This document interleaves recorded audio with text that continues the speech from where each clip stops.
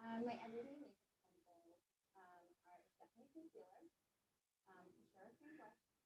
I always have my magic wand, and I always have some that whether it's blush or lip. My hair and makeup routine every day, whether I'm going to the office or at home with the kids, or taking them to the park or anything, is pretty much the same. I usually leave the house with wet hair, which I typically call spraying some loose, and a little bit of oil in the end, and I use Oh, I that thought that won't was the spray meeting. everywhere else, to let it dry. And then my face, I usually do a tinted moisturizer, a little concealer, cream brush, curl lashes, and some type of lip.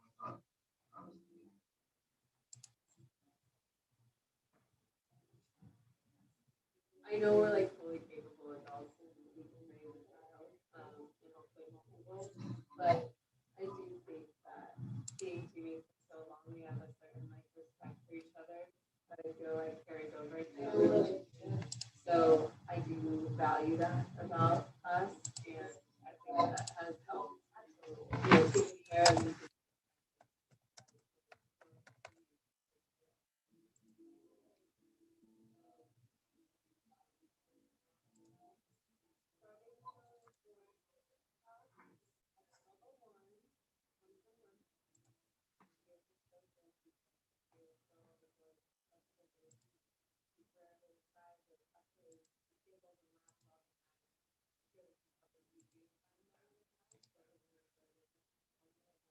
I can speak for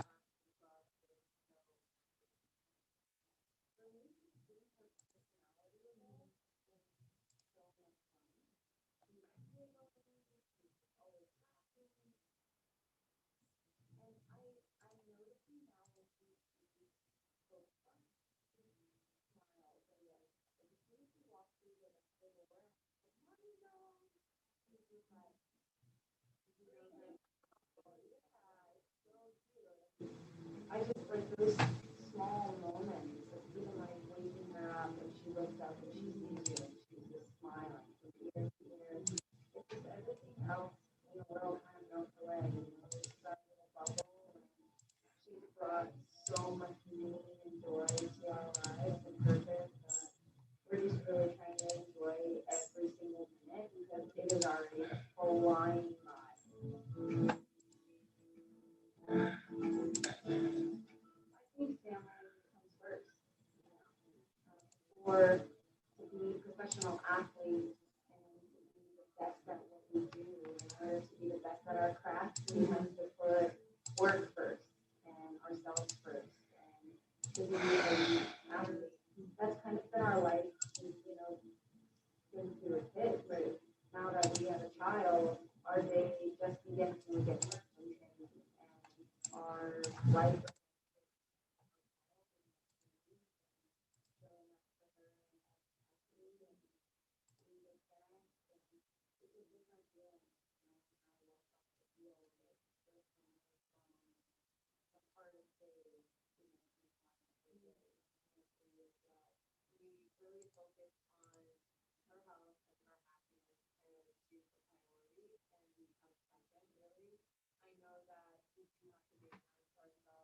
Together, but also individually, so that we're mentally healthy for her.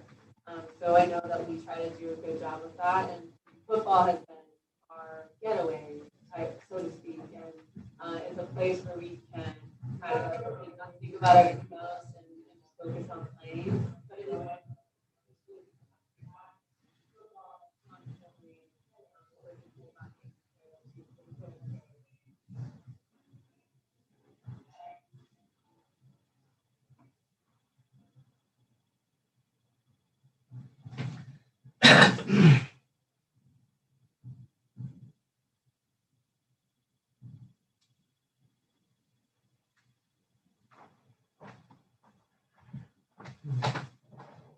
Well, I think I might have done it correctly in the closet, but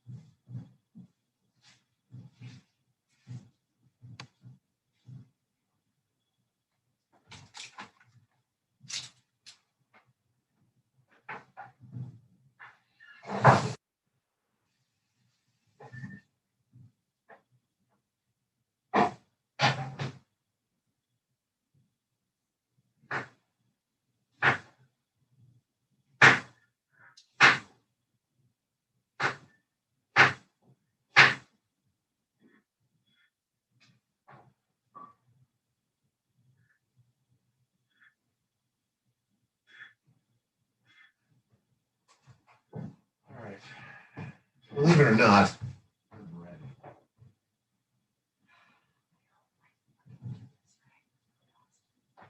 ready. It's only.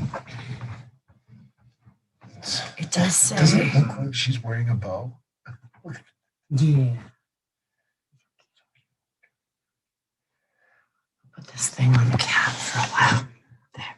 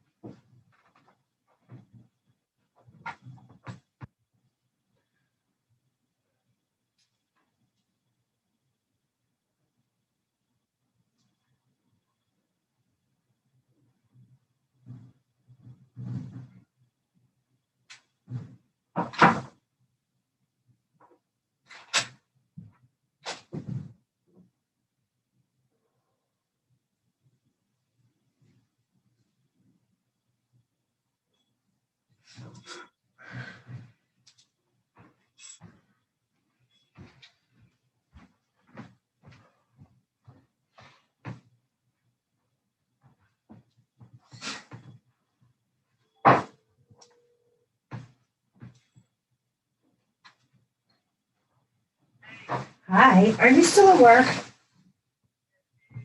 Oh, okay. Well, I've hooked everything up here and I think I've got it, but I kind of hear voices in the background. I'm just wondering, like, how is that? What would that be?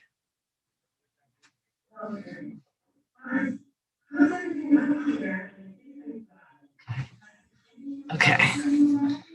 Okay, let me go see.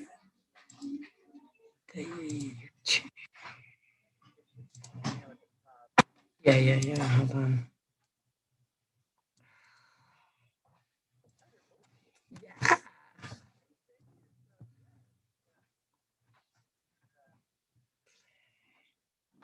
Huh. Mute. Okay, mute. Okay, I know. I was just like, I don't know. Am I listening to people in the office somehow or something? Like, I can't quite figure that out. But okay. So I think I'm good. I'm recording. It says live on YouTube. I moved the link over, so it should be the right one. I think I'm okay. I think so. Yeah, well, hi. Thanks, it is. It is nice. Yeah. Attendee. Oh, Kevin, here we go. We'll move him to panelist. Okay, yay. All right, so somebody's coming in, so I'm not the only one.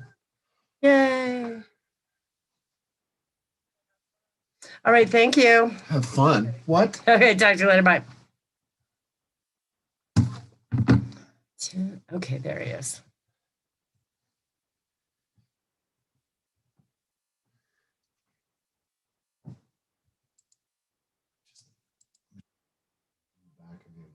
Mm-hmm.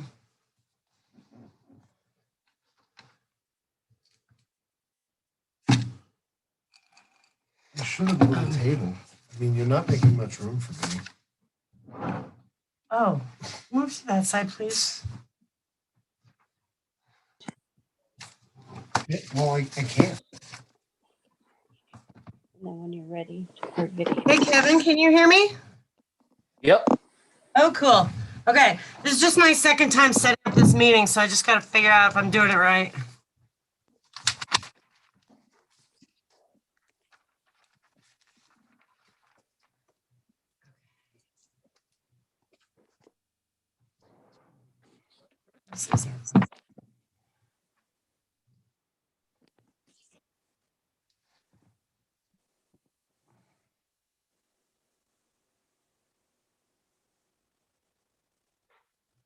So if you see anybody come up here, let me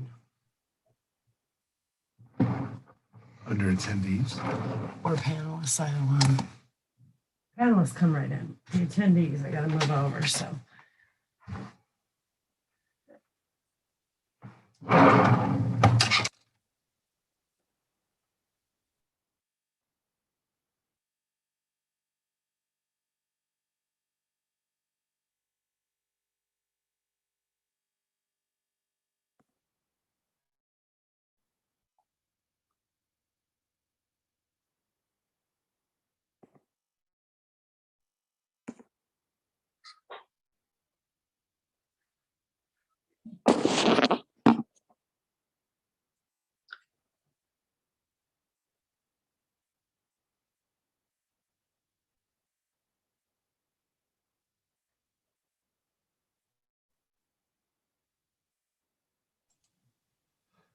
So I'm not supposed to do stuff because we're the moderators. She just told me not to do stuff. You talking to me, Rob? You're the only one. How you doing, man? How are you? It's great to see you. Yep. Did you have a happy New Year? Same here, bro. Uh, Everybody at?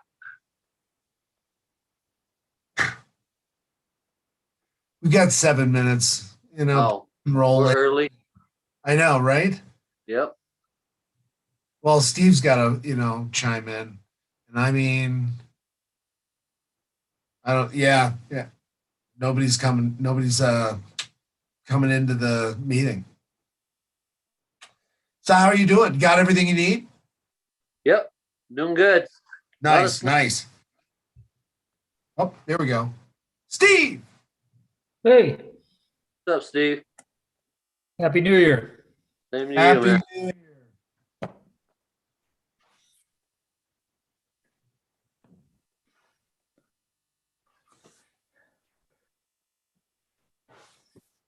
Here, I had some champagne for you.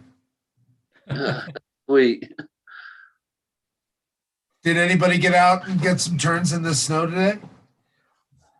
I had to be in Denver, unfortunately. Oh, I played in the snow for a while. yeah, I know. I saw you. Yeah, it was hard to look at those snow stakes and be in Denver. I know. Well, okay, so here you go. I lost my wallet, had to get a new driver's license. You can only make an appointment. I made it in December for January 6th. Oh, Who knew? So I even went into offices and asked if they could take me earlier, but they said, due to COVID, if you could please just stick to your appointment, that'd be great. And I said, great, no problem. So yeah, today was the day. where'd you go? Frisco. Yeah, I went Wednesday for Okay. my license. Nice. Yeah, and so at least I got one coming in the mail, but losing your wallet sucks. Oh, yeah, it does suck. Yeah, there's a chip here, or they call it a tile. You can put it in your wallet and it hooks to your phone so that, if you ever do, you can track it. It'll probably turn up. When we move, watch. Yeah.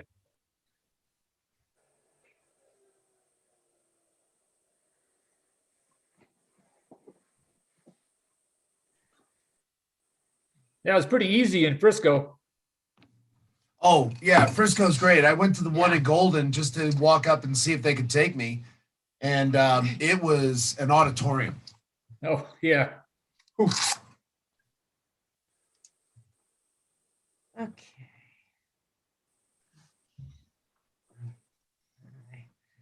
It's today the 6th.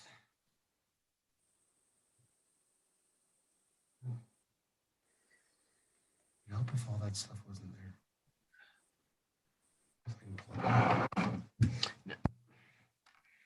All right.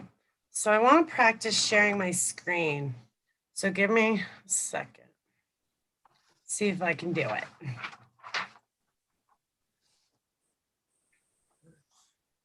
No. Files. No. Just that bottom green button. Yeah, but then when it pops up, my options are not anything that I want. Huh.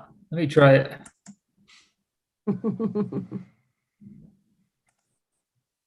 Oh, you go. you got it. You can do Okay. it. Yeah, you can do it. Yeah, nice. All right. And did you get that email from Hamilton? Yep. Okay. So if they want to, I have that on too. perfect. If they want to see it, then you share it. Okay. Okay. That's easy. Thank you. Brady. What's up? Dun, dun, dun. Here's the story. That was it? What? Of a man named Brady. I There mean, you go. to be obvious, I'm glad you made it, Rob. Cindy. Okay.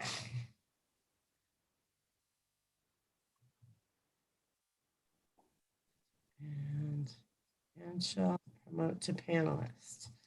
Okay. Beth Luther. Bob Hamilton. Ooh, everybody's real timely. Jesus, 2 minutes. Ooh, told you we had plenty of time.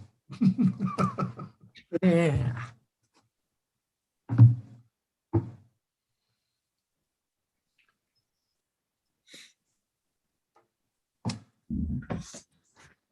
So Bob and Cindy, I see that you're here, but I don't see you on video. Ah, there's Bob. I'm here. There's Cindy. I'm here. Okay, You don't see Steve or Brady either. right. Now I see you. There's Steve. You see me and Shell. I have clicked the wrong thing. Oh, Michelle's not. Okay, let me try you again. And Shell, I'm talking to you. Hold on. I'm talking to you.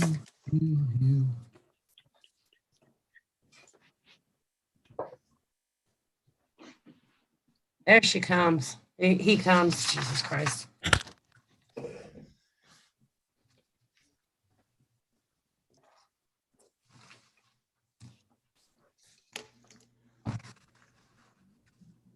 Okay, there you are, Anshel.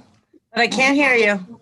Can you hear me now? Yes. Yay. Okay, good. Thanks. Good job.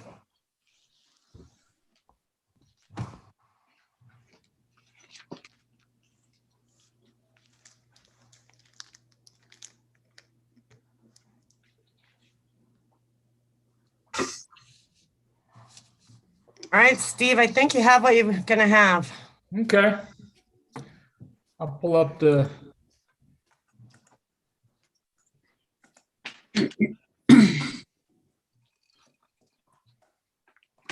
Thank you.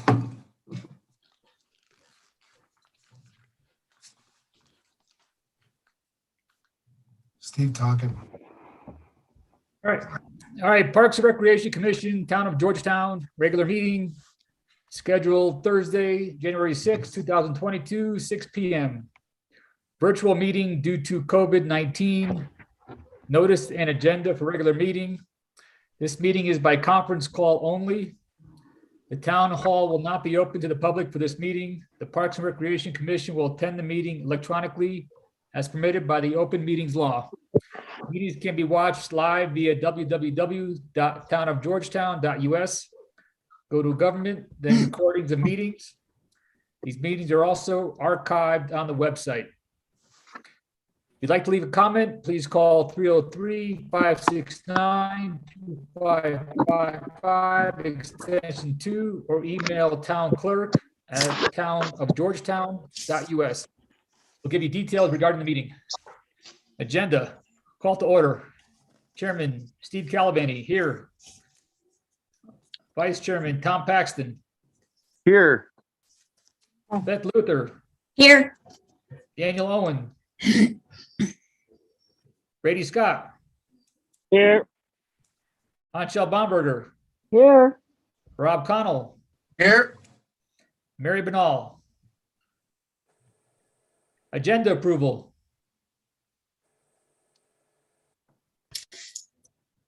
I'll move to approve the agenda for January 6, 2022 as presented. I'll second it. All in favor? Aye. Aye. Agenda approved. Minutes approval, November 4, 2021 minutes. I'll move to approve the minutes of November 4th, 2021 as presented. I'll I'll second it. All in favor? Brady, maybe? Aye. Aye. Minutes approved. Audience business. Members of the audience will have 5 minutes to present any matter of concern to the commission. No official action may be taken at this time. Those viewing on television may phone in comments to 303-569-2555, extension 2.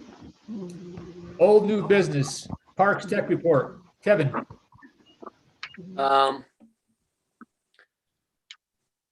the month of December and current, got the ice rink up and running, hung the lights, been doing a lot of snow removal and just keeping track of things. Not a whole lot going on other than just a lot of snow removal and the rink. The rink looks great. yeah, Thank rink looks great, and path around the lake was nice. Well, Yeah. I back around the lake now because it's all drifted up, but I intend on doing that on Saturday. I have gotten a ton of amazing comments about you, Kevin, and the ice rink. So thank you so much for your efforts and your hard work. I know it was not easy, so well done. Thank you. I'm a one-man show. Yes, you are. I Amazing. know, you know what? This year it looks great. I mean, last year was good, but this year it seems even more even where you put it. Well, it's better there because if it springs a leak, it won't flood the rest of the park. Yeah. Yeah, Yeah, that's a I nice, think you nice did a great location. job. Yep, Thanks, Kevin. Thank you. no problem. Update on Parks Master Plan. Not sure if there's an update or not.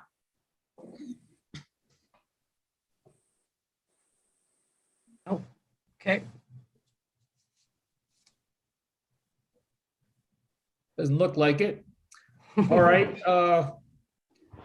Strauss Park Phase 1 potential plans. We have Cindy, Bob, and Mark. Okay, so I can't see if Mark's there or not. Could you take the shared screen out for a second so that I can see if there's, no, so everybody is here that's here.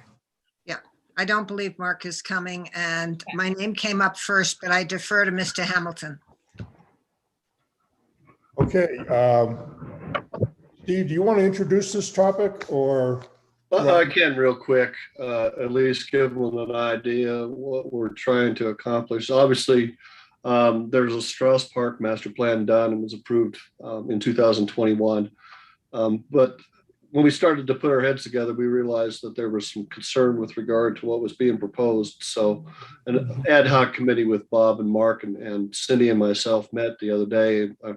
The intent moving forward was to get this next phase past the restrooms ready to go so that we could seek funding. So one of the things that was evident was that the costs that were presented by the consultant probably weren't representative of what we thought was affordable, and that the materials wasn't necessarily historic in nature in keeping with downtown historic districts. So and realizing that we had a couple of DRC members on the group, it was very easy for us to pick apart the plans, and they actually met a couple of weeks ago, and then Bob has worked diligently from there to come up with some numbers.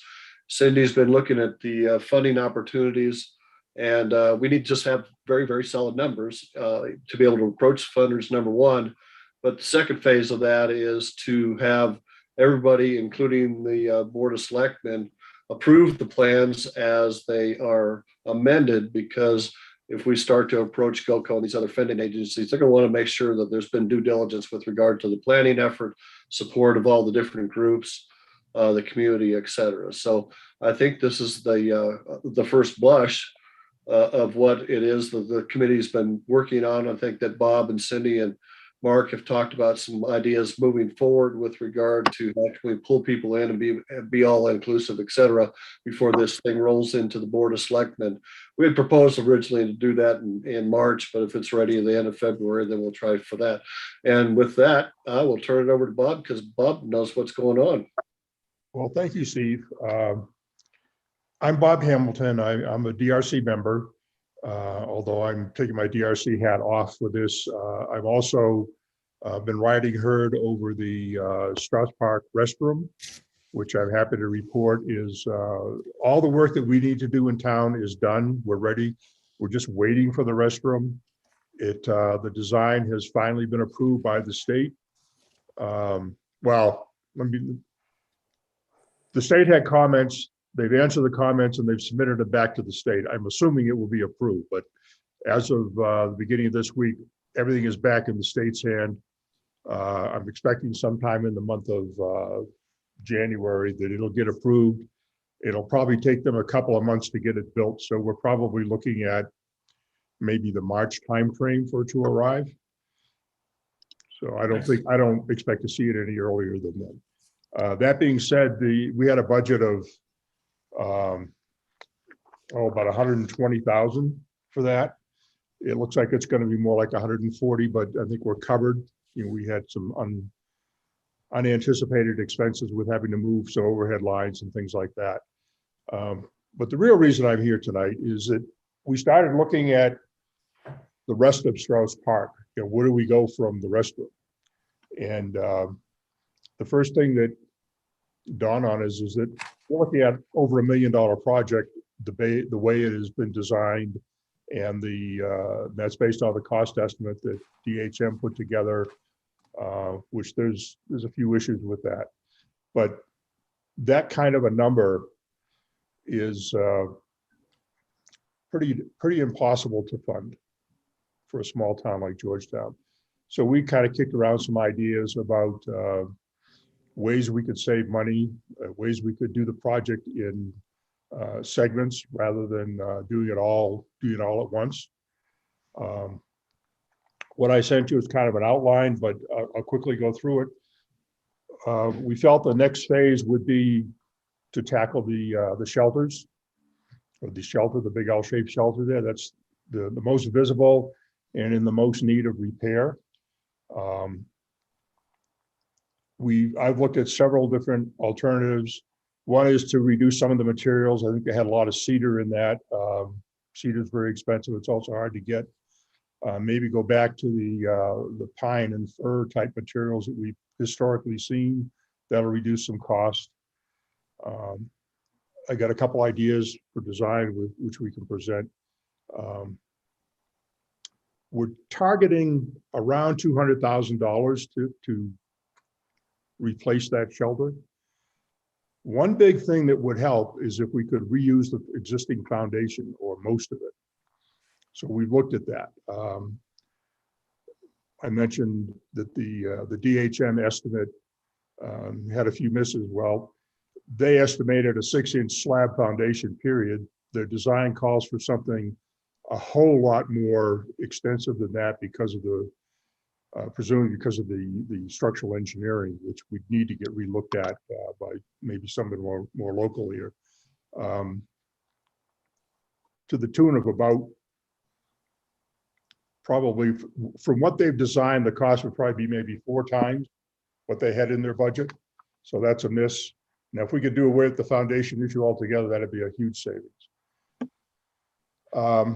We've been focused on phase 2, which is the shelter. We haven't looked a whole lot at the plaza area, you know, the fire pit and the monuments and the hardscaping that goes in there, or at the parking lot. Those would be probably in future years.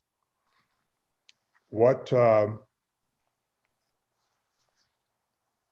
of the strategy that we think would work is to identify what we really need to have in the project.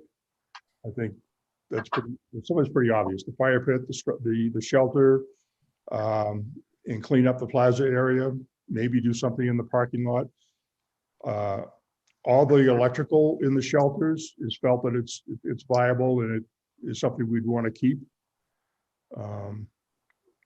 You know, adding the heating, improving the lighting, bringing all the electrical up to code. So that would stay pretty much as planned in the DHM design. How could we do this project more economically?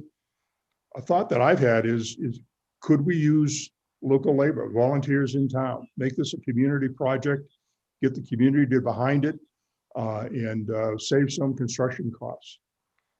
I know the first thing that we need to do, we need to take the shelter down or disassemble it. Maybe we can reuse some of that material, maybe not. But that is certainly labor that could be provided by town folk. And I think we have enough builders in town that would probably be able to kind of oversee and supervise crews doing actual erection of the shelters. So those are some ideas I wanted to kick around with you folks. I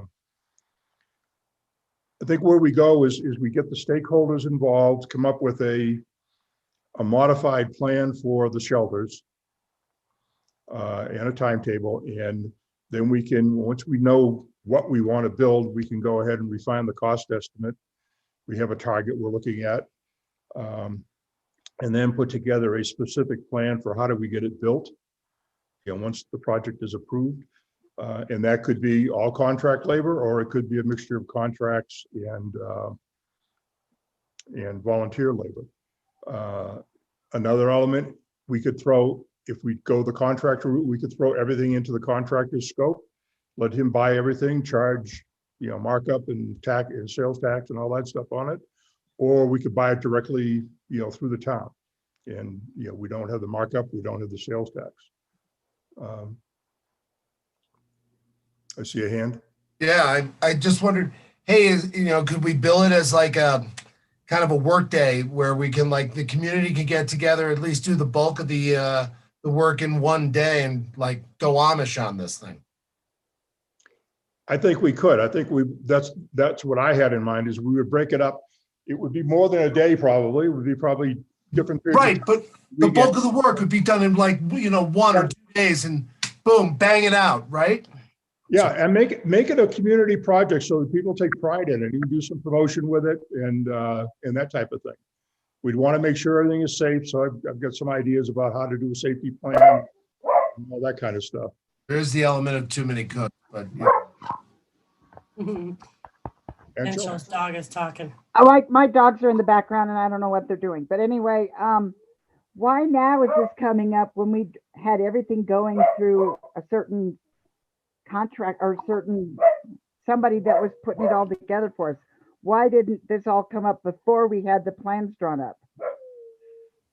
I mean, I don't understand. I mean, it's nice that you guys come here and tell us this and you give us some ideas, but I'm not sure, are we supposed to follow what you're saying? That's why we're here, I think, is to talk. And the reason it came up, quite frankly, is we took a look at the budget.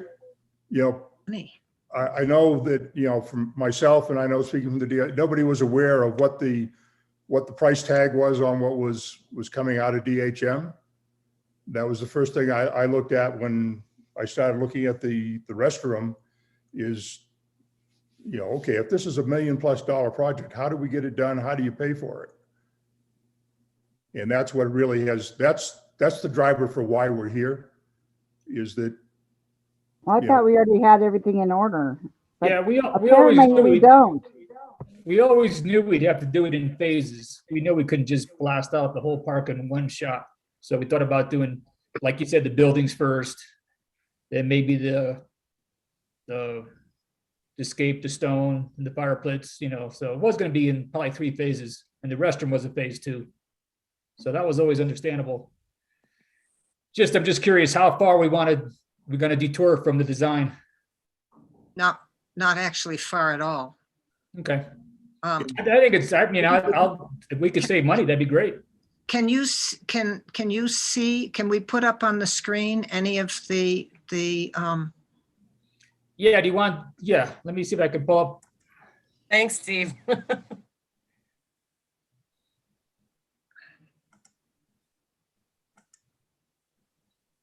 Just to clarify though, all the drawings and all the budgets have been public information, correct?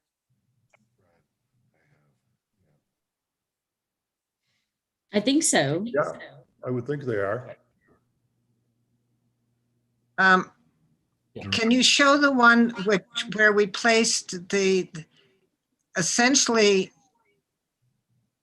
where it's the drawing of DHM's drawing? Oh, right there. Yeah, that's a good one to start with. I have the one that we just got that was marked up. I can pull that up. No, this one works. Okay. Yeah, pull up the one you just got. It's probably going to be a little clearer. Can you see this one? Yeah. Okay, this one, the one you're looking at that says option one, Uh-huh. the two yellow structures those are the booths, the structures. They are the same size, same footprint as the DHM design, and they're in the same locations as the DHM design. The little blue, Okay. the little blue thing is the windscreen. The orange circle in the middle, that shows where the new fire pit is going to go, according to the DHM design. And this is all overlaid on top of the demolition plan that they put together. So one of the options would be to use the existing foundation for the big part of the structure, the main structure along the K&A building, and either build a totally new structure there per the DHM design, or or reuse the back wall and extend it up about 2.5 feet. Okay. That would save, I think, around $6,000 or $7,000 in material cost. While we're talking materials, let me make a Had an comparison. engineer review that yet? No, that needs to be done. We need to have an engineer take a look at the foundation. It's just something we need to do. But before we spend money doing that, we need to decide what we want to do.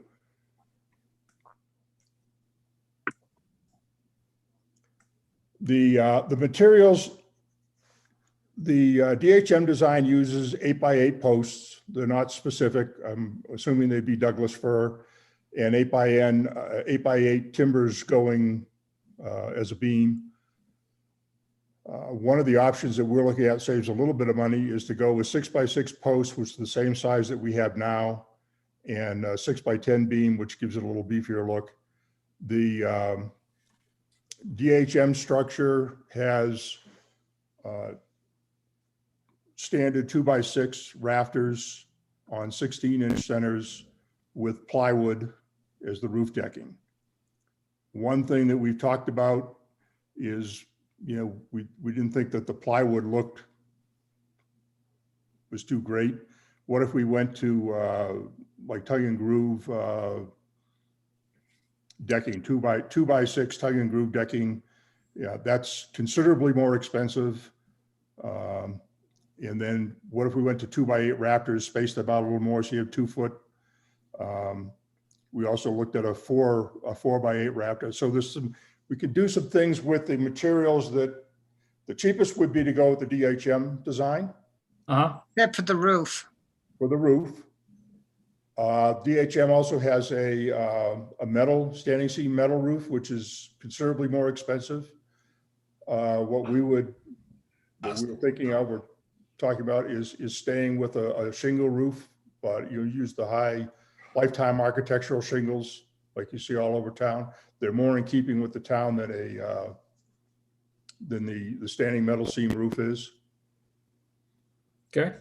The back of the interior, all the interior walls of the shelter are shown as cedar lap siding. We were thinking of considering staying with the vertical board, 1x8 board siding. It would definitely be cheaper than cedar, and it will have the same look as now. That could either be new, or we could reuse what's there. Those are some thoughts there. The outside walls are vertical board and bat. It would be vertical board and bat. That's what we would go with. I'm not sure what DHM had in mind there. If they were doing, I think they were doing the cedar lap siding on the outside as well, on the ends, basically. So those are the major material differences. The shape is the same. No, I think that all sounds good, Bob, Cindy. Yeah, those are all great ideas. Have you inspected? Have we had the old foundation inspected? No. It could be reusable, or no, not yet. Okay. I mean, we've walked them and looked them over, and there's a few small cracks that are I mean, they're not anything to be concerned. I wouldn't think they'd be anything to be concerned about. It's not deteriorated to the point where it's falling apart, and it looks like it's about 6 inches thick, Okay. at least the slab. Yeah. It doesn't appear that there's any settlement issues. That's good. So the fact that it's, you know, it's been there, I don't know when it was built, probably back in the 70s, maybe. I don't know. Cindy, do you know Yeah. when this thing went up? I think it was the 70s. Yeah, no, I don't, but I think that, yes, you're late 60s, early 70s. I mean, it's been there. I for a long remember it time. being there in 72. All Yeah. right. Yeah, and I, Somebody would you just know, I put the don't remember thing it being inside. constructed. I mean, I could ask, No. but it's, Yeah. Okay. Cost Yeah. of inspection and re-engineering, how does that offset the changes? Well, if you look at the DHM drawings, they caution you and they make a specific thing that you would have to have an engineered set of plans for the structure. yes. With the cost, so that we have that cost regardless of whether we change things or not. Yeah. So we're gonna have, you know, to move forward, we will have to engage a structural engineer to do a final set of plans and put a stamp on it. But With that, the, with the that's changes. no matter, well, that's no matter, I mean, this is not a final set of plans. We would have to do that no matter which way we go. Yeah. Yeah. Okay. This is the option I personally like the best. And it's kind of where I've been focusing, trying to pull some costs together. It utilizes all the existing foundation. That's the pink L. The red deal on the side of the L near the parking lot. Yep. That would the current shelter, the 2 booth end of the, where the hand is, that has a relatively narrow storage area behind it. I would look at bumping that storage area out into the parking lot by making it maybe 4 feet deeper than it is now. Yeah. And give you about a 7-foot wide by 22-foot or 24-foot long storage. That way we get rid of the storage shed that's proposed up in the corner that's not in the DHM estimate anywhere. That yellow area shows where the DHM design shelter would go. So we have plenty of room to move this out. We could retain the L-shaped structure. The little rendering that I put together in the very first slide there was kind of what that might look like from the park, where you'd have a walk area in the corner. Breezeway. And it could be covered. That would take you right back into the parking lot in the where the restrooms are. We would get rid of the Right. we get rid of the windscreen. We wouldn't need that. So Bob, does this version, is this, I think it's option 2, the one that includes the storage on the back. Does this also include the breezeway back to the restroom? Yes. Okay. Yeah, you would have, depending on how wide you make the booths, whether you make them 8 feet wide or 10 feet wide, you'd have like That wide to go through. 10, I think. Yeah, I mean, it's, you could easily put an unobstructed corridor through there. Yeah. It would be like at least 5 feet wide. Yeah. When you come in that back door to that corner booth right now, that would we'd open that up to like a 5 foot wide opening and Yeah. just leave it open. And you'd have a post, 2 posts. I don't know. Okay. Yeah, I think I sent you something that says option 2. It's like a floor plan. Yeah. Take a look at that and you'll see what I'm, next page, I think. There. I like the option with the storage one? in the back and the breezeway.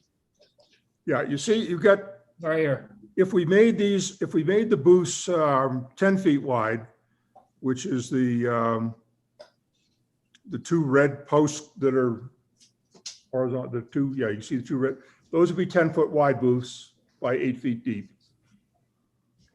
And that would give you about, from the two posts in the corner, you'd have about a 6-foot clearance. So you could walk through and About that. here. And I think it would be nice to have it covered. I mean, Yes, Yeah. you're walking under a without roof, covering which it, is or you nice. could cover it. About 5 feet to walk through. Yeah. And I mean, there's plenty of room in there too. I mean, it's still, that would all be open. There'd be nothing there. There'd be walls. And then the storage area, that's not bumped out quite 4 feet. I refined it a little bit there. We could put an entry door on the side going into that space. We could put all the electrical in there. We'd have plenty of room for storage, for tables, booth partitions, all that kind of stuff. And it's right there. We don't have to cart it across the parking lot. Yeah, I like that. Yeah, And no, sounds good. hey, Bob, does both of these options that you presented do, I remember in the original DHM design, they had infrastructure built in to where we could sort of change the size of the booths. Can we still do that?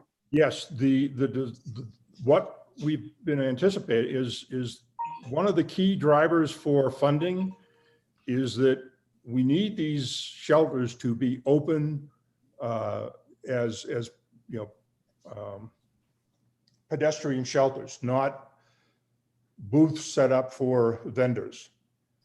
That's a key thing, and Cindy can speak to that a little bit in a minute. So the intent would be to have removable partitions. Yep. Partitioning the booths side to side Yep. is easy. Putting the structure, putting something in front that acts as a counter, we'll have to figure out how we're going to do that. Okay. I mean, you can certainly make things that are removable in modular pieces and so forth, but it gets cumbersome on whoever has to set it up, which we'll need to consider, how we're going to do that. The partition walls are really simple. All they are is there's tracks on the 6x6 post in the front. There'll be a 6x or probably a 2x6 vertical post on the back wall with either a metal track or a wooden track. We just stack in boards. Okay. Well, that's Okay. easy to do, and normally they wouldn't be there. This whole thing would be open. Or if Yeah. you wanted to have shelters at the top, we could leave the two at the end of the thing as partition shelters. You have a lot of flexibility. You can do what you want to do. And Bob, do you remember, I think we have like 12 or 14 booths right now. Will we still have that same capacity with these alterations? Yes, we would, depending on, I think there's 12, I think there's 14 booths now, aren't there? 12, I'm not sure. There's either 12 or 14. Yeah. We have 2 at the end, Yeah. and then the corner stuff. So we'd maintain the 2 at the end, and they could be, It depends on whether you they could go be 10 feet wide or usually. 8. One of the shortcomings with the existing booths is they're only 6 feet deep. Right. We would propose setting the posts 8 feet from the wall so that they can be 8 feet deep. Which is what DHM did. I mean, Yeah, essentially DHM had, I think, following their they pattern. may have had it 9 or 10 or something, but the other thing that the DHM design didn't have as much of is overhang in the front. Yeah. If we set these things back 8 feet, so we have an 8-foot deep booth, we can have about a 30 to 32 inch overhang in the front. Nice. Is about what we have now. Yeah, I like it. Also, we would raise up the roof of the booth to give clearance in there to put the heating in. And right now you've got that, you have a 2x6 with 4x4 posts, internal structure in the booths. Yeah. That is there, I'm sure, to support the roof load, because 2x6s 2 feet apart will not span what needs to be spanned, currently what's spanned. You can go about a little over 6 feet, and that's about where that's why the booths are, the depth of the booth is where it is. Okay. Yeah. So this would get rid of that problem. It would give us good overhang out front. We get to reuse the foundation.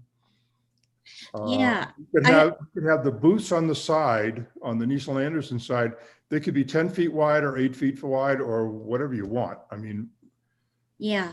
So with expanding the depth of the booths, are we thinking about, do we have enough foundation there now to accommodate that expansion, or do we need to expand the concrete out, or are we just going to bring the plaza? It actually takes, right now, the posts are right at the edge of the concrete. Oh, okay. This would put the posts inboard by about a foot. Okay. So we could either, well, we could bring the flagstone up to the concrete at that elevation, or we could have a step up, or we could cut the concrete back. I mean, there's a lot of things we could do. Yeah. We have to look at what we want to make in terms of when you approach the booth. If you go back to that picture, Steve, that had the section, I think it's the previous page. Side view. Oh,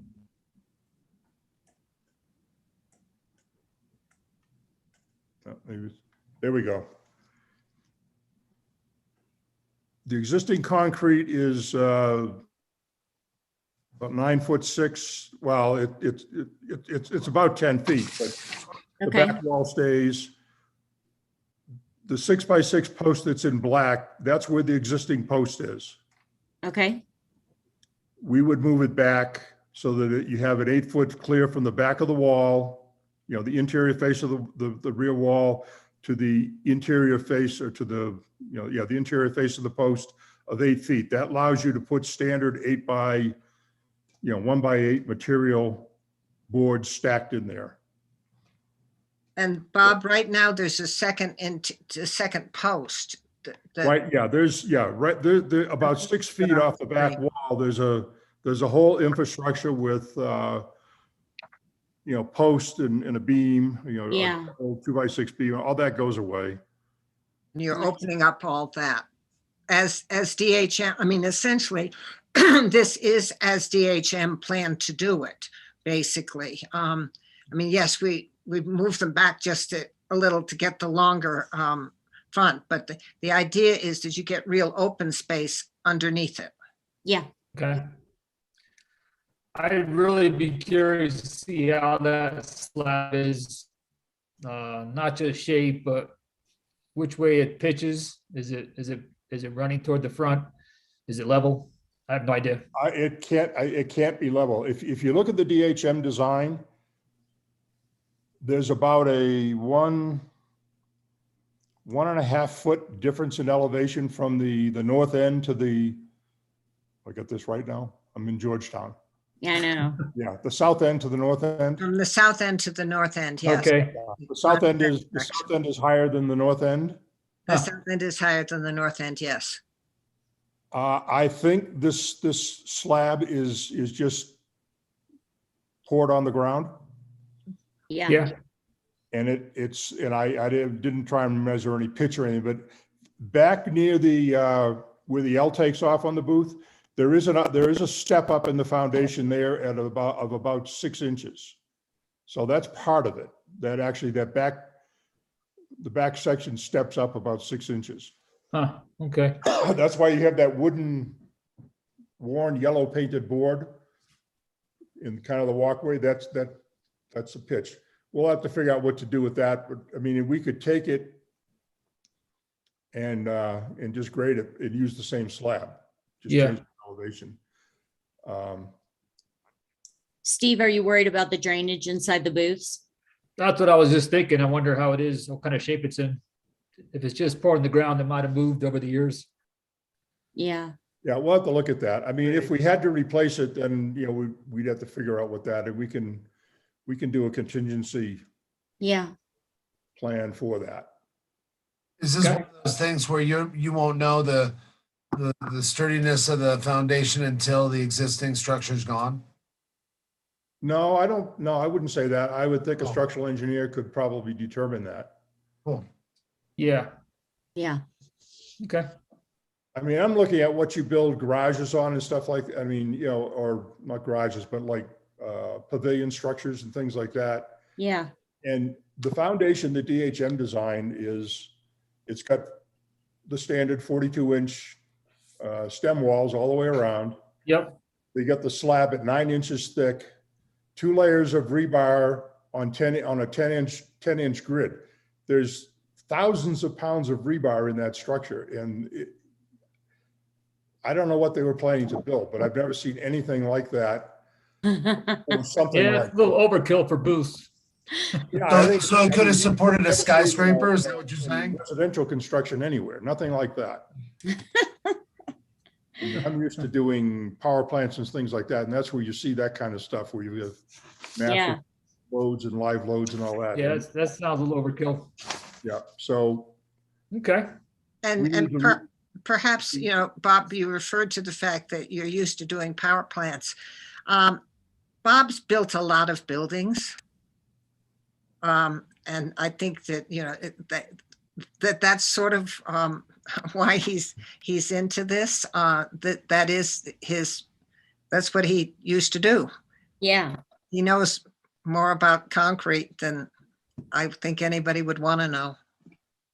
well, I wouldn't go that far. My background is, I'm an electrical engineer by training, did control systems, and then I got into project management on very, very large, heavy industrial projects. And then I've kind of tinkered in this stuff because I have an interest. So Yeah. Steve probably has done a whole lot more concrete than I have. And what I would So- like to see is if we could get someone to represent Parks and Recreation to be part of this little committee. We decided we want Cindy to stay focused on the Money. financial side. Mark is going to kind of back away. 3 of us are DRC members. We don't want 3 DRC members involved in this on a detailed basis, because then we can't vote on it and we have to all recuse ourselves. So Yeah. I will recuse myself. I'll continue to work on this, but we need to get some other people involved that have a different perspective on things. Mhm. The best place to start is with Parks and Recreation, because I think you guys are the main driver. So I'd Yeah. like to ask that you, if you could nominate someone to work on this, and our goal would be to come up with an agreed upon plan that we can hang some numbers on, hang some details on, and present to the Board of Selectmen somewhere around the end of February, early March, in that timeframe. Okay. Whatever comes out of this exercise will need to go through the DRC and get approved prior to going to the Board of Selectmen. Bob, since you know so much about this, why aren't we nominating you? I think I I've move already, that we nominate engineer. Bob for the person that puts us on Somebody track else. correctly. I Anyone think gonna I've already second been, I'm going to participate in this. I'll probably be the one driving it. it? Okay. Well then, Cindy, you want to explain what your role is and what, Yes, include on how we get this paid for? Because we're not going to be able to pull, several $100,000 out of Georgetown's. Out of Georgetown's budget. No, we aren't. And actually, that's in part where this all started, because what I do outside of any commission role, what I do for the town of Georgetown is that they say to me, we've got this project and we would really like to try to get that done. And can you figure out grants and various things that we can do to finance this kind of a project? And I noticed Beth nodding her head, because in part that's what she does for the county. And so she knows what it is to have somebody say, hey, and that's when I had seen the design for the park, but I had not looked at the budget figures for the park.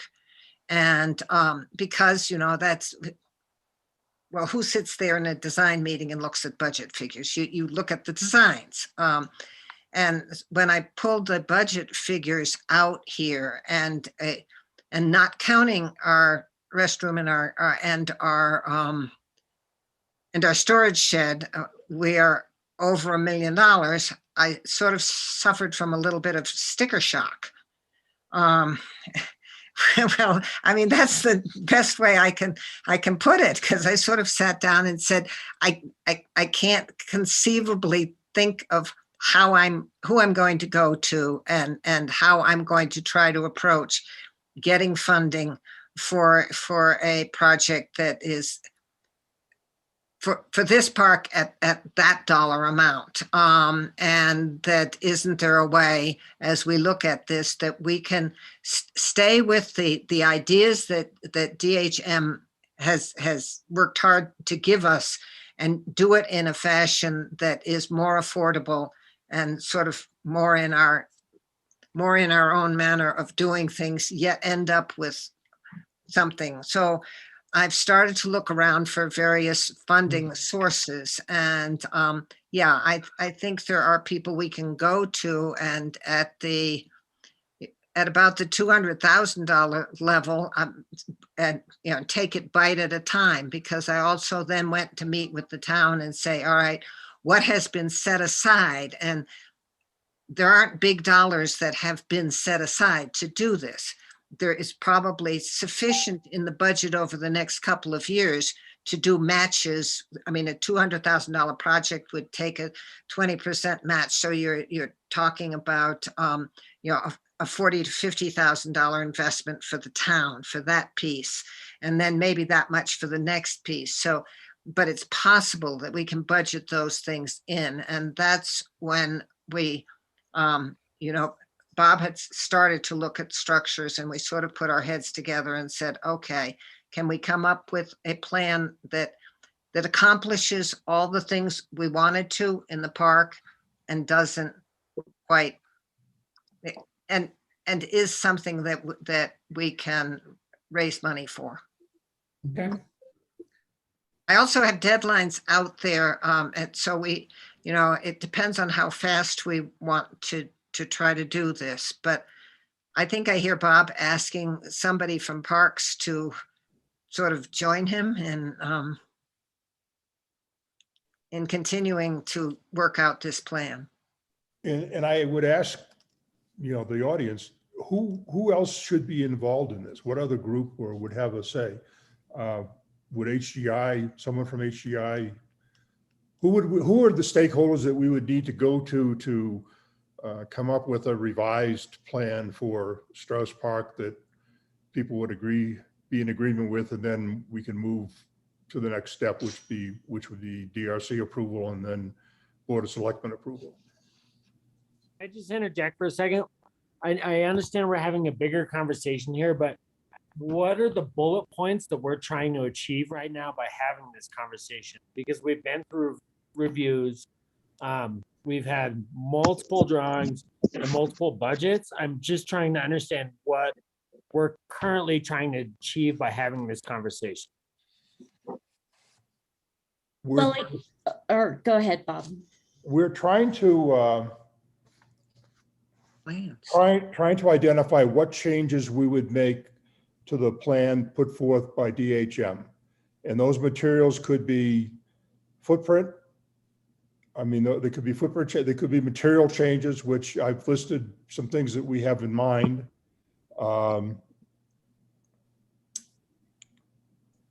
And I'll just jump in just for really quick. Hey guys, we went through the process with DHM and they came back with the different designs that we all reviewed and went to DRC. We made a few changes and came to the table to kind of compromise and work together. And then once those changes were sort of agreed upon, we kind of went back to DHM and said, okay, here's where we're landing. What does the design look like now? And that's when I think the costs came in. And, to be quite frank, we had kind of a oh shit moment, and this is a lot of money. And anybody working in construction right now, Steve, the prices are huge. Every construction project I'm working on at the county, it's like 3 or 4 times what it usually is. Everything's out of control right now. It's incredible. And so I think what DRC is trying to do, or Bob and Cindy and Mark, is to come back and say, hey, let us help you. We know the regs like the back of our hand. Let's look at some different things we can do that stay with the design of DHM, but don't cost as much as Cedar. So Well, can we get a list of ideas where we can save money and then put this back to DHM and say, listen, we need to bring this down a little bit. And we want to save some money on materials, try to use the old slab and go back to them and see what they can draw up. Because we're going to have to submit a drawing anyways. Why, Steve? What's that? Why? Well, we're going to have to submit another drawing when we Right. finalize drawing. We can do drawings. well, You we can can. do those internally on our team. Yes. Okay. Okay. We can do markups and sketches and that type of. Okay. And measure drawings, and we can do drawings. The contract with DHM is done, so. Okay. Yeah. New contract with them. We, We're the paying somebody DRC, locally to do comments it. we went back to them was, we think the foundation is out to lunch. And they came back and reduced it from a 12-inch thick slab to a 9-inch slab. That was their relook at the foundation. I'm sorry, I don't believe that, We need whoever it. they had doing the structural has a handle on what would be required for this. Okay. We need to get a structural engineer, preferably someone who is familiar with the soils here in Georgetown and what he's dealing with. Yeah. And so if we can do that internally, I mean, if we go back to DHM and say, draw it again, we're looking at some more cash. Oh, yeah. It's And, going to cost more. Yeah. Yeah, and if we can do this internally on the town team with the combination of the stakeholders, that'll be a lot cheaper. And I see what Bob is doing. He's looking at the design and he's saying, hey, instead of cedar, let's use pine, or instead of, he's offering up these suggestions to lower the cost for us so we can more quickly accomplish our goal of refreshing this park.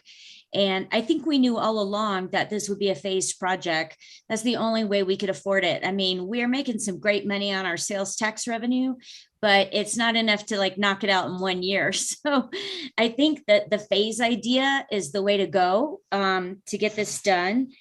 And with the knowledge of the DRC on what products we can use and what's allowed, let's see if we can't, work with Bob to make some substitutions to save money and get it done quicker. Yeah, no, it sounds good. I mean, one of the big elements in saving money is building it. Yeah. I mean, how do people feel about, I've had a preliminary talk with the town in terms of if we had volunteers come and work, what are the insurance implications? And there's a path to allow that to happen. That, we can get people, or we can get, liability insurance through the town to cover that type of thing. And so, I mean, it's something that I feel would be feasible. Personally, I think it would be a great thing to try and engage some of the younger people in town to get them more involved in town. And it's right downtown, right across from the bar. That's a great concept, Bob, but being somebody who works with a lot of volunteers and different organizations, the finished product is not usually on par. It's about maybe it's 65, 70%. Volunteers are great for ripping something apart, but they're not really great for building new things. Well, that's true. And I think we'd have to be careful on how we did. And it's mainly, carpentry type, rough framing. That's understood, but most of those trades are overloaded right now. Yes, they are overloaded. That's one of the other advantages of if we can get volunteers in the town to pitch in some time. We have several contractors in town that we that are overloaded go after to kind of supervise a workday that know what they're doing. That would be the approach. They're all too busy is what I'm saying. Think through it. I don't think it would hurt to ask them. I mean, we do have a lot of qualified people around here that it wouldn't hurt to ask if we could save a bundle of money. That'd be great if we're going to end up with a project completed as opposed to a project that's already gone on probably longer than we thought it would. Yeah. Because it's not a complicated project. Or design. Yeah. I mean, it's pretty simple to build. I have a drill will travel. Well, even if, well, a couple of things, even if it is help in the deconstruct, as long as it's a supervised deconstruct. I mean, all of this adds to the community's sense of it. And the town, I don't know how many years ago this was, but we certainly got together and put together a Foster's Place a long time ago. So it's a possible, and it is a very community building kind of thing to do. Yeah, I mean, it's simple framing, it's simple, I mean, we're not talking, board and bat siding is about the easiest thing you can put up. The wall partitions, if they go with just vertical boards butted to one another, there's nothing to that. You know, it's pretty straightforward type work that could be done. If we did any concrete work, I would expect that we would certainly contract that out to somebody that does that. I think we'll learn a lot from the demolition phase, and just having the contractors keep an eye on everybody, make sure it's going okay. I think it's worth the test on the demolition phase. I mean, if we get in there and it's just, disorganized and discombobulated, maybe we take a step back and, we say, all right, we got to get the contractor to come in and do the board and bat or whatever. But, I think I'm going to go with Tom and just ask first and see if we can get some contractor oversight for demo and just see how that phase goes.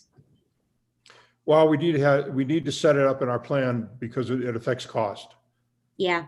And that's, you can figure whatever your material cost is, you're going to be probably double that in labor. Yeah, that's right. Guys, don't you think it would be a good idea to develop a committee comprised of the Parks and Rec and DRC?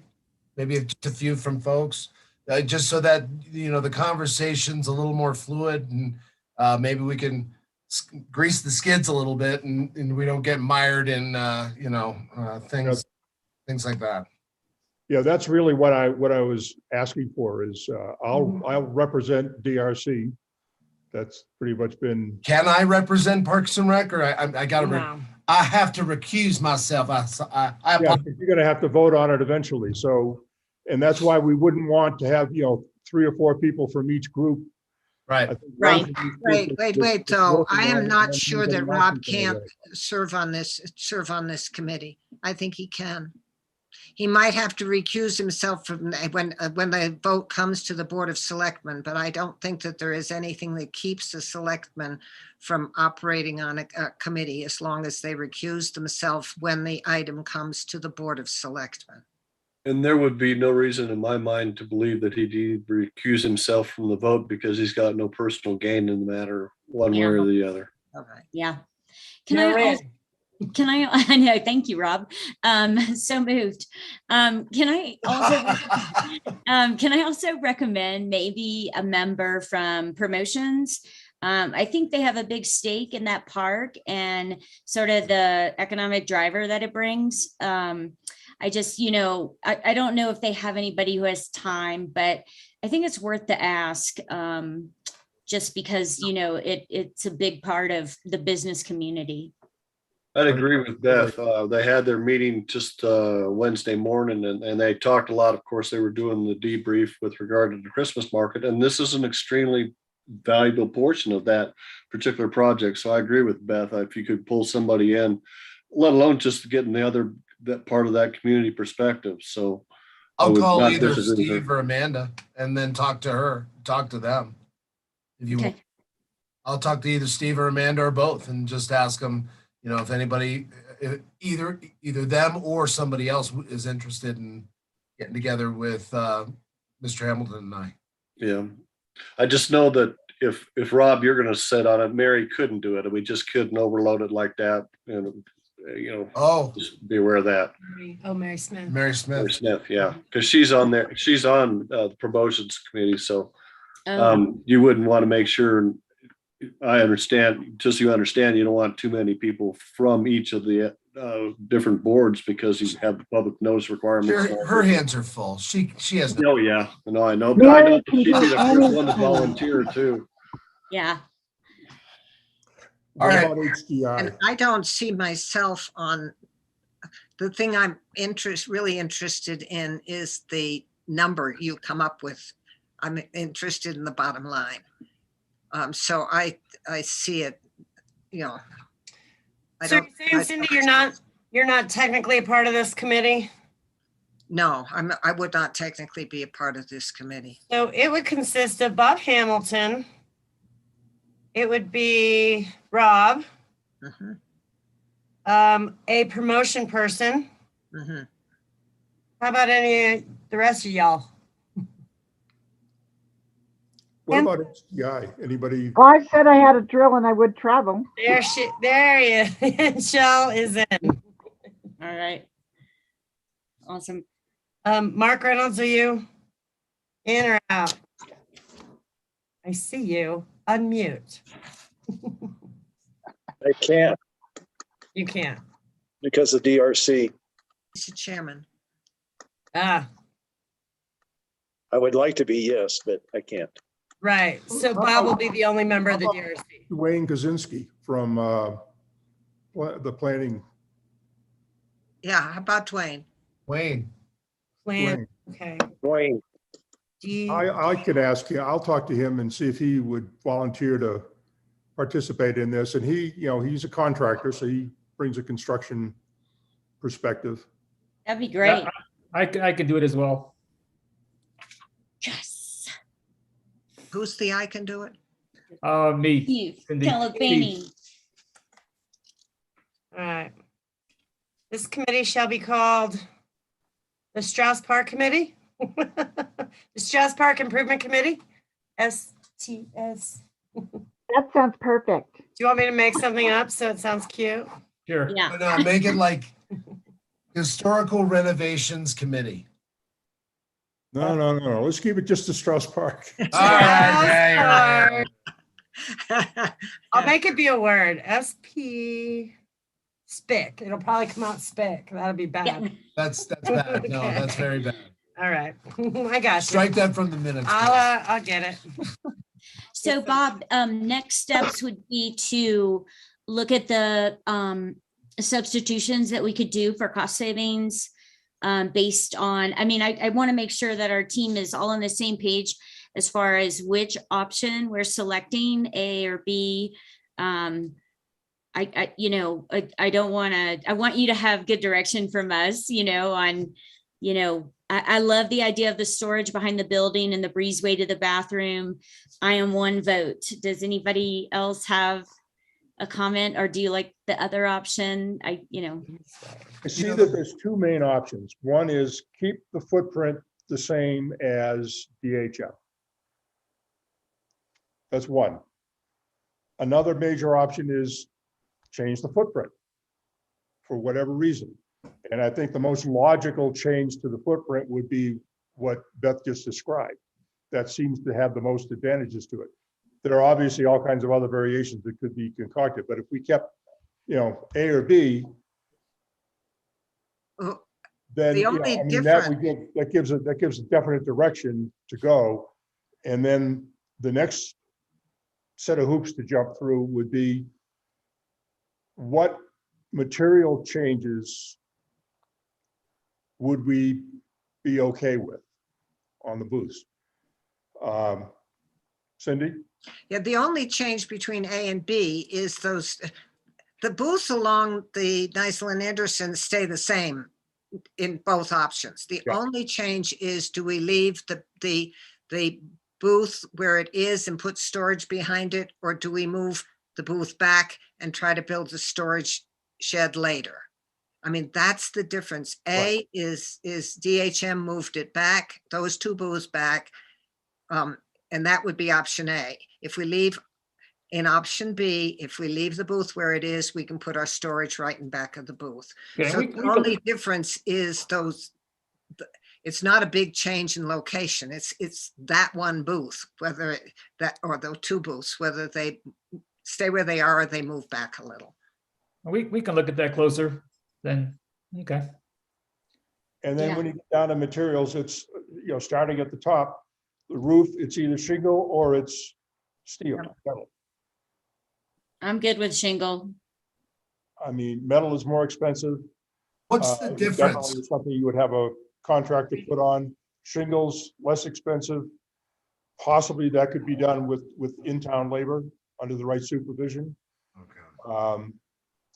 The structure itself use less expensive materials, i.e. pine versus cedar. Yeah.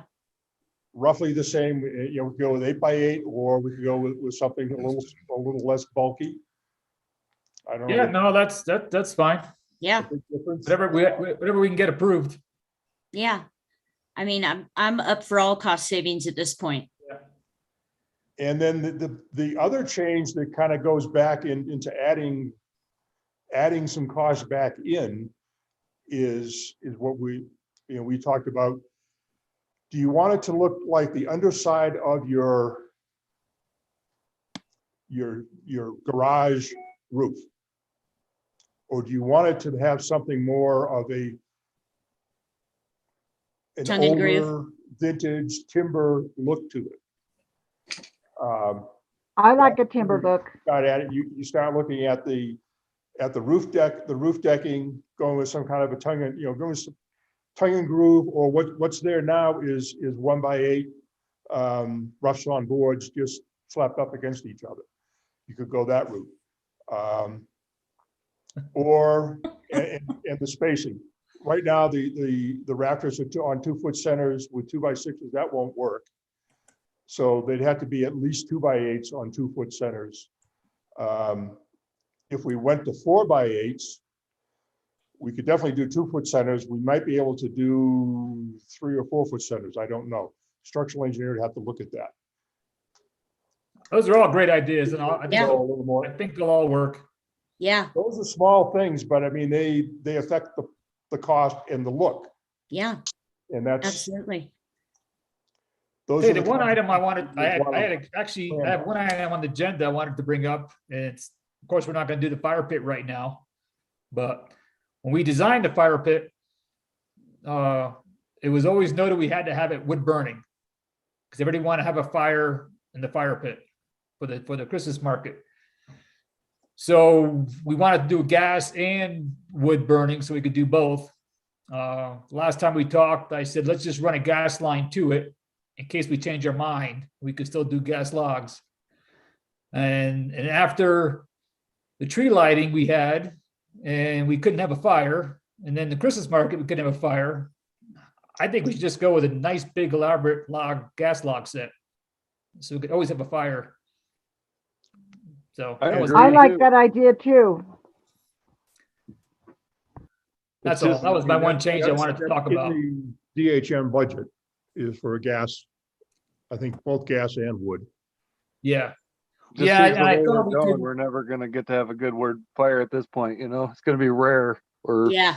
I mean, Yeah, hopefully so- not, but. And I was up in Seems like Beaver it. Creek, for the races up there a few weeks ago, and they have these just beautiful standing log fire pits you could sit around, and that would be really nice. Second. Yeah. Third. All right, there we go. Aye. And while we're talking about phase 3 and Gate ramp. there's a lot of money involved in tearing down the monument that's on the corner of Rose and 5th.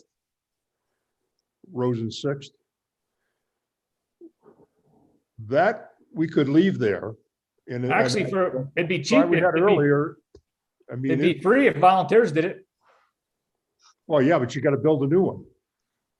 Well, what we were told is the monument itself has really no historic meaning to it, just the plaque that's on it.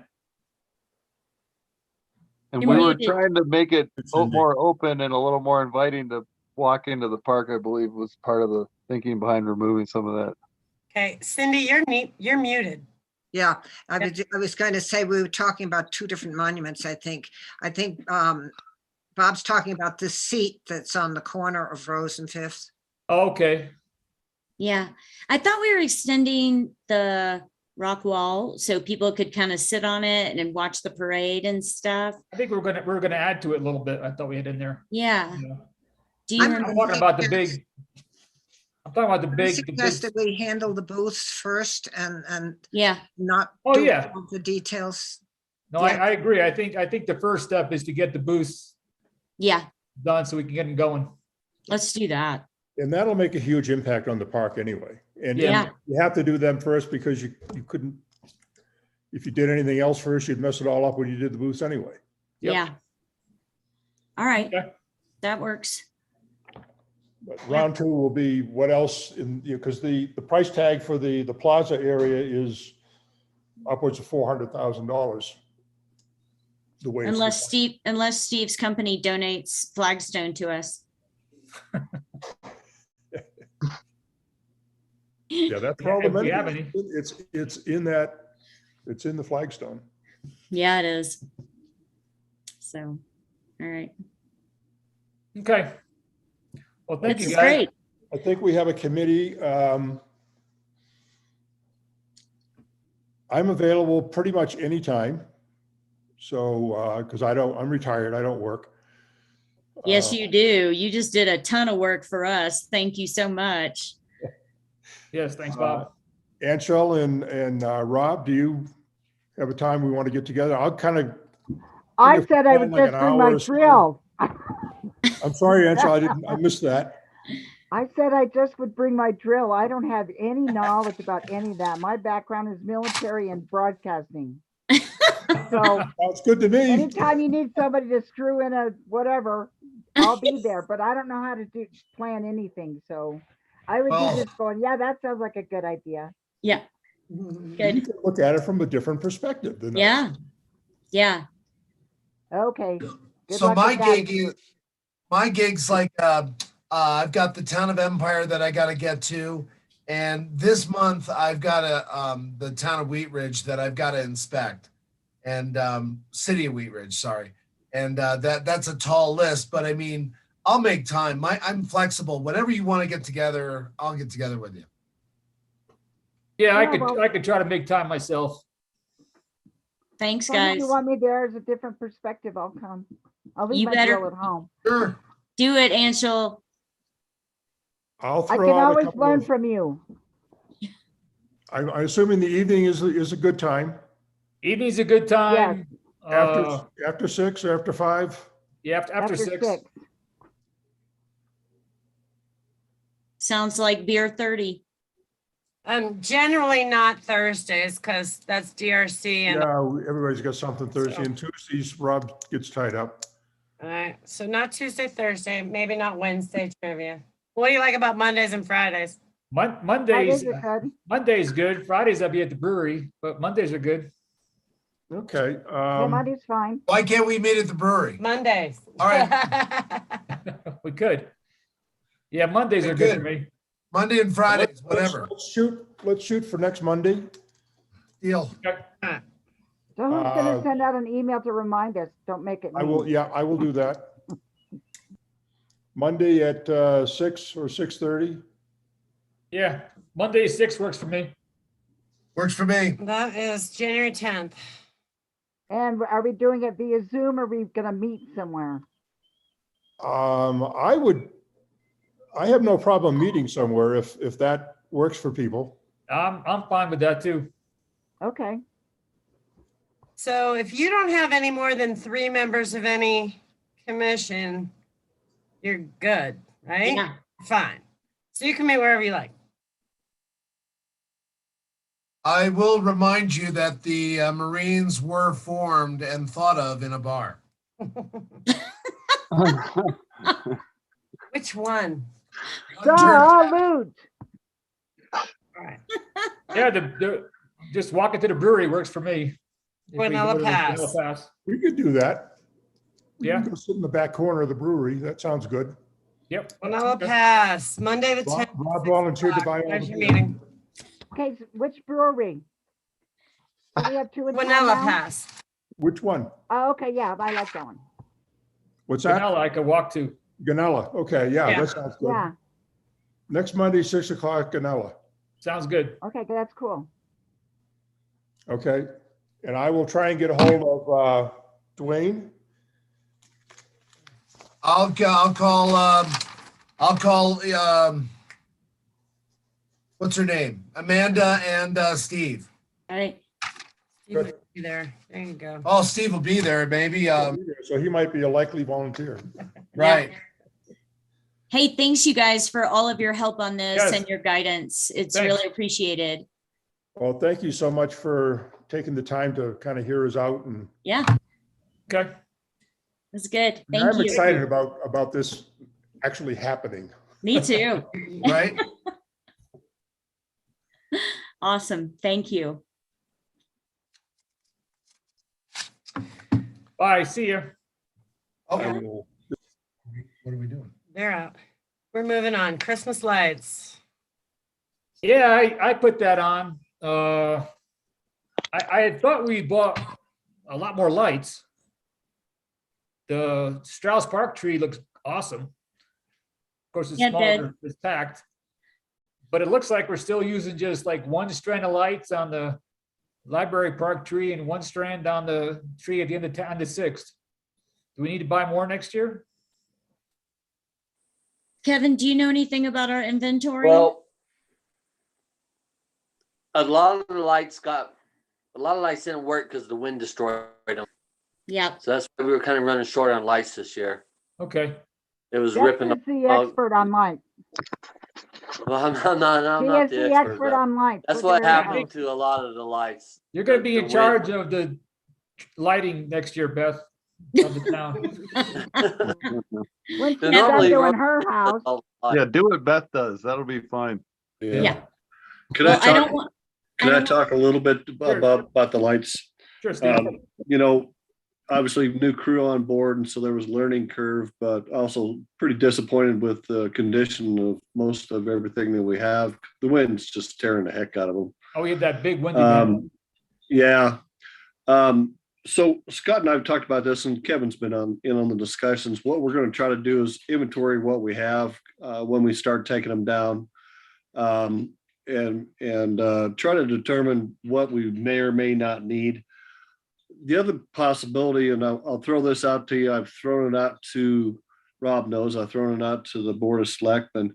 We may want to consider, just because of the time and effort that goes into it and this, that, and the other, the town may be better served to see if they could get a private person to come in there and do it on their behalf.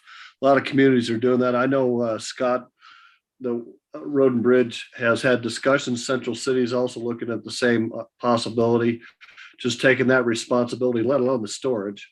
Lord Yeah. knows you can never put Christmas lights up and expect to take them out of the damn box the next year and use them. So anyway, we're sort of going to look at that with Yeah. an approach that tried to take with the board some in this, not early spring, but later spring, but before we get too far into the summer, because right now you couldn't find lights, and we want to make sure that we get an order if there's going to be in advance. So that's sort of from my perspective where we're working at for the Christmas lights.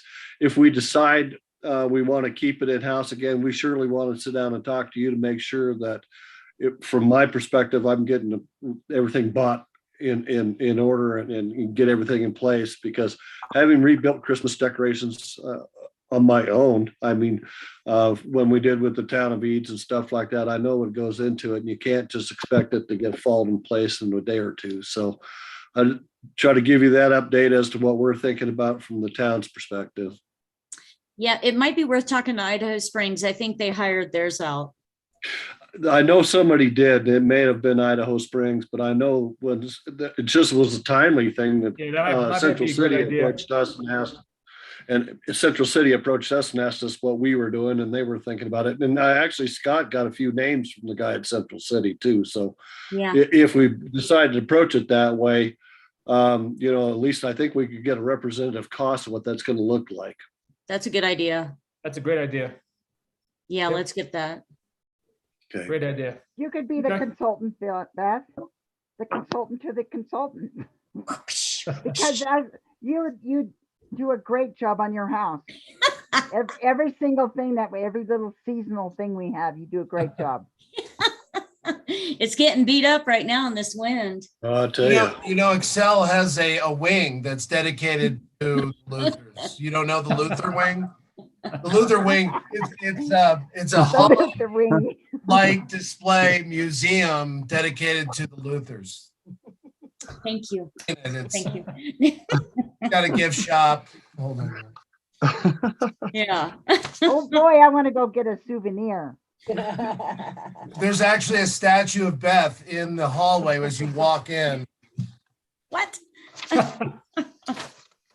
The last couple items are the budget review informational and 2022 approved budget informational. Do you want to go through that or are we good for the night?